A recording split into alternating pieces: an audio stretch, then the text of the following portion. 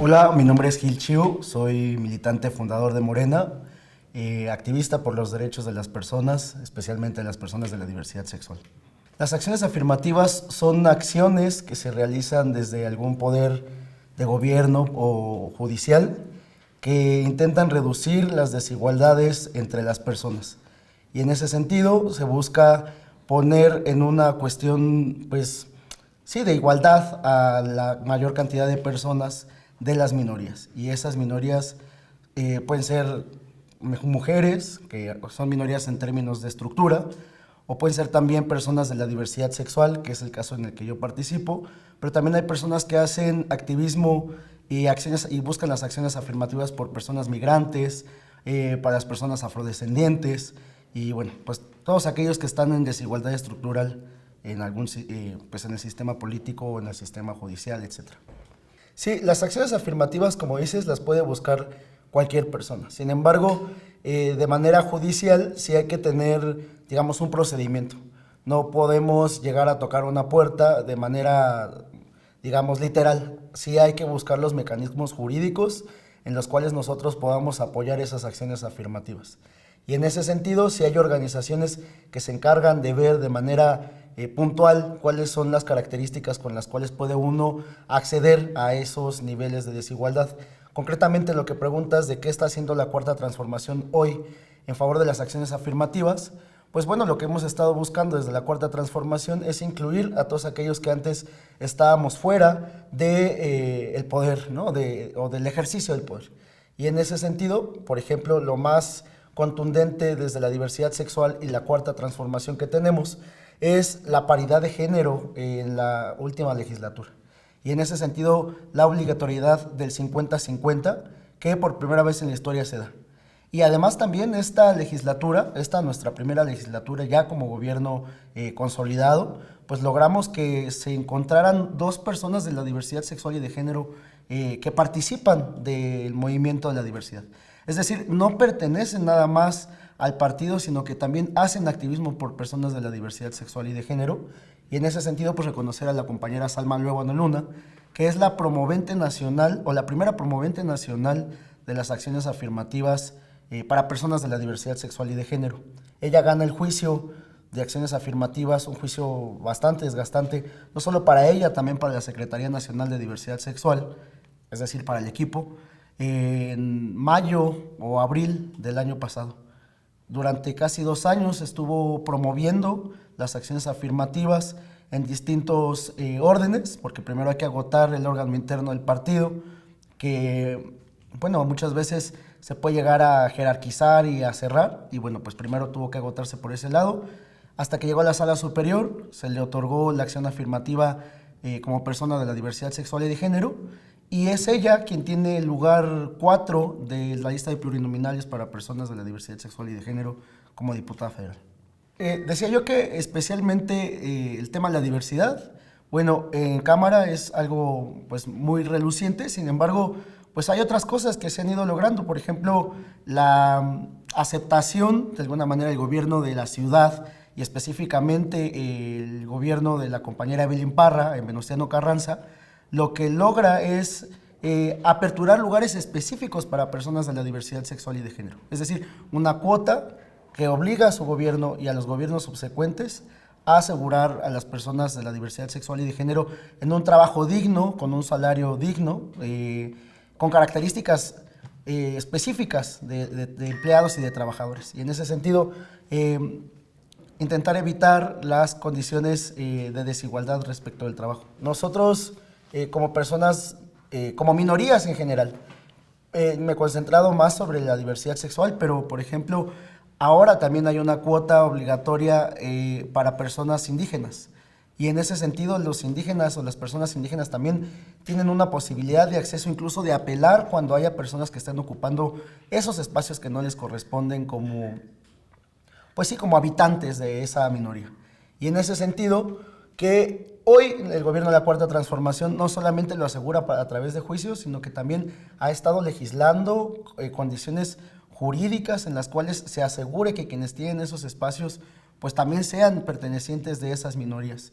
Y específicamente los juicios de transparencia que hemos interpuesto pues en esas ventanillas de transparencia, donde hemos visto a más de uno de manera histórica que se inscribe y que no es verdad que pertenece a esas minorías, ya sea de, por ejemplo, afrodescendientes, ¿no? O con características distintas al común. Depende del partido político, eso hay que decirlo. El gobierno de la Cuarta Transformación y específicamente nuestra revolución de conciencias ha logrado que lo primero que hagamos sea ser coherentes y transparentes con lo que hacemos y decimos. Y en ese sentido, lo primero que se requiere en nuestro partido político, si es donde se pregunta, es tener la total transparencia y ser sinceros con nuestras cuestiones de desigualdad a las que pertenecemos. Entonces, partiendo de eso, en este partido político lo primero que se necesita es sinceridad, lucha, transparencia, etcétera. Y si hablamos del resto del sistema político, bueno, pues habría que tener claridad que hay características que se han desarrollado desde esta legislatura y desde los distintos juicios, en los cuales cuando haya alguien que apele a sus condiciones de desigualdad, tendrán esas personas que demostrarlo pues, con las condiciones que pongan los tribunales o sus propios partidos políticos. Especialmente quien ha estado dando la lucha de manera aguerrida es la compañera Salma Luevano. Ella es una compañera que viene del estado de Aguascalientes, donde se vive todavía con más crueldad el tema de desigualdad, no solo como mujer, porque como lo entenderás, es difícil ser mujer en un estado, pues sí, tan machista, hay que decirlo. Y bueno, pues además ella pertenece a la diversidad sexual. Entonces tiene ya dos condiciones de lastre que le han generado en ese momento. Y hoy, desde el espacio que ocupa ella como la presidenta de la Comisión de la Diversidad Sexual y de Género, que además se creó en esta primera legislatura con ella es la presidenta y ella es también quien ha estado promoviendo desde ahí condiciones políticas que van más allá de esta posibilidad de querer, sino de que se haga. Invitar, empoderar a las personas de la diversidad sexual a que se reconozcan y a que no vivan, por ejemplo, dentro del closet. Esto que estoy diciendo se traduce en políticas públicas que haya generado con distintos gobiernos, incluso con universidades en todo el país. Ha estado yendo, invitando, platicando, discutiendo. La cuestión en tema de acciones afirmativas es que son momentáneas. Se busca que esa primera acción no se tenga que repetir, que con esa acción se ponga a las personas en el mismo nivel del resto. Entonces no es, digamos, una cuestión en la que se pueda permanecer de manera constante y no se puede buscar siempre desde las acciones afirmativas, por ejemplo, acceder a una candidatura. Además hay que decir, bueno, en el tema de María Clemente, que ella está en Ciudad de México, lo que se busca desde Ciudad de México y el área metropolitana es que las personas de la diversidad sexual y de género también tengan condiciones de trabajo dignas en las ciudades. Hoy, desafortunadamente, las personas de la diversidad sexual y de género continúan trabajando desde la clandestinidad. Y eso significa pues una cuestión más de imposibilidad de acceder al goce de nuestros derechos humanos como personas libres. Y ejemplos hay muchos. Muchos de las y los compañeros que pertenecen a la diversidad sexual hoy, por ejemplo, se dedican al trabajo sexual. Y en ese sentido, pues estar en la total incertidumbre, por ejemplo, de si habrá o no habrá trabajo, de si habrá o no habrá un momento en el que se pueda descansar, o características políticas, decíamos hace un rato, en las que las personas de la diversidad sexual que tienen una expresión de género diferente a su sexo, pues pueden no acceder sencillamente por su expresión. Y eso es la lucha que ha estado dando María, que no es tan de inclusión en términos de institución, sino de reconocimiento y de, digamos, exposición en todos los espacios. Y en temas legislativos se han propuesto algunas cosas que ponen a la ciudad y al país, pero especialmente a nuestra ciudad, en un mucho mejor lugar para vivir a las personas de la diversidad sexual y de género, y en general a las minorías, no solamente con nosotros. Ahí tenemos un tema bien complejo, porque desafortunadamente el tema de salud hasta hoy es un tema bastante violento para las personas de la diversidad sexual y de género. Hasta hace menos de 20 años todavía se reconocía en algunos países, o casi todavía quizá haya algunos en los que se reconoce a la diversidad sexual y de género como una enfermedad. Especialmente a las personas trans se les reconoce como personas enfermas. Incluso hay países donde se les puede encarcelar, por ejemplo, ¿no? O incluso pedrar. Entonces, el tema de la salud, decía yo, es una cuestión que va más allá de lo que nosotros podemos hacer como activistas. Ahí sí tienen que entrarle el gobierno y de alguna manera orientar a que las personas que se encargan del tema de la salud puedan tener mucha más amplitud de criterio. Y aquí, ¿qué se está haciendo en Ciudad de México? Bueno, pues nosotros tenemos desde hace bastante tiempo una clínica que se llama Clínica Condesa, donde se atiende a todas las personas de la diversidad sexual y de género, a todas, con las características que tienen. Y en ese sentido también hay no solamente salud, el tema de salud en términos pues de curar las enfermedades, sino también el preventivo. Y en ese sentido hay una educación preventiva para las personas de la diversidad sexual y de género, lo que generó, por ejemplo, con nuestra doctora Claudia Sheinbaum, que este año se aperturara la primera clínica trans.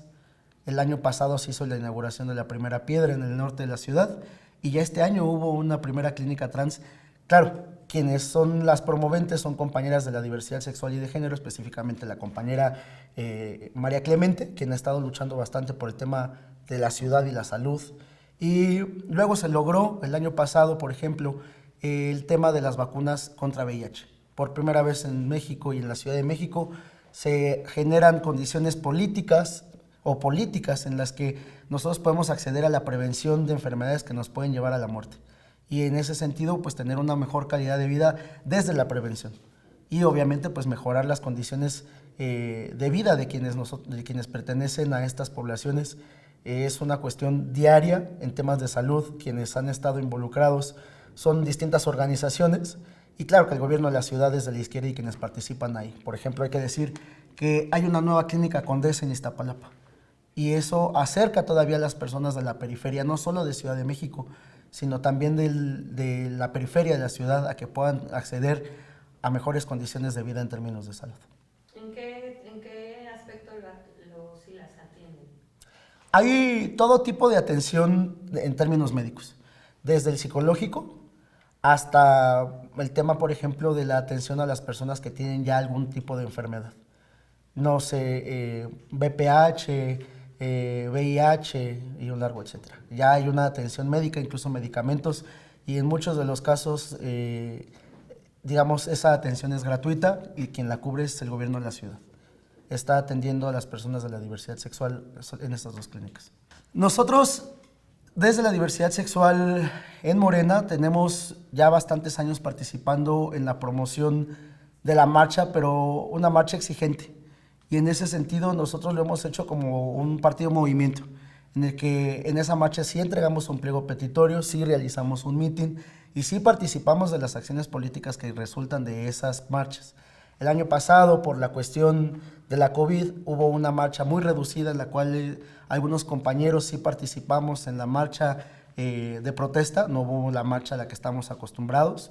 Sin embargo, este año creemos que se puede ampliar esa búsqueda y que, volviendo al punto inicial, no solamente hay una búsqueda de marchar para exponernos en términos sociales y públicos, sino también de la inclusión de quienes pertenecemos a las distintas minorías. En esa marcha no solo van personas de la diversidad sexual y de género, también asisten personas heterosexuales aliadas y personas de las distintas minorías indígenas, etcétera, que están buscando un espacio donde puedan exponerse. Nosotros hemos logrado, a partir de las luchas pues, de hace muchos años, tener ahora un espacio en el que podemos representarnos, incluso tener pues, un momento de fiesta y de atención, pero hay otras poblaciones que no lo logran. Entonces, sí habrá, la respuesta a la pregunta sí habrá, e invitar a quienes no están todavía en algún espacio representados, no solo jurídico, sino político, a que asistan y a que puedan también utilizar ese templete para exigir los derechos de los que están siendo excluidos. Nosotros, en el pliego petitorio de este año, lo que estamos pidiendo desde el partido es la inclusión de más personas a nivel nacional. Nosotros, decía yo hace un rato, las acciones afirmativas se han generado a nivel federal, pero también se tienen que hacer en nivel estatal. Y en ese sentido sí estamos muy disminuidos. Y hay que decirlo, bueno, desde esta marcha, no solo marchamos por el nacional, también por el de Ciudad de México. Y las distintas marchas en los distintos estados, incluso en municipios, lo que han buscado es exponer y las diferencias que hay y las imposibilidades que hay para quienes pertenecemos a la diversidad sexual y de género. Desde las acciones afirmativas federales lo que se logró fue eso. En las estatales me tocó participar y ganamos la acción afirmativa en la Ciudad de México. Entonces, lo que ahora queremos es que para este siguiente periodo que se avecina el siguiente año ya habrá antes de la siguiente marcha las precandidaturas que se inician por ahí de diciembre y enero, pues que haya inclusión de personas de la diversidad sexual y de género. Y que las personas que participen del ejercicio del poder, cuando menos estén concientizadas de que existimos, que resistimos y que estamos peleando todos los días por nuestros derechos, incluso cuando estamos durmiendo. Hola, mi nombre es Gil Chiu, soy militante, fundador de Morena, participante de las acciones afirmativas en Ciudad de México y militante de la diversidad sexual. Los invitamos a que participen con nosotros en esta entrevista para poder conversar un poquito sobre qué es lo que estamos haciendo en favor de la disminución de las características políticas y sociales contra las personas de la diversidad sexual y las minorías en general.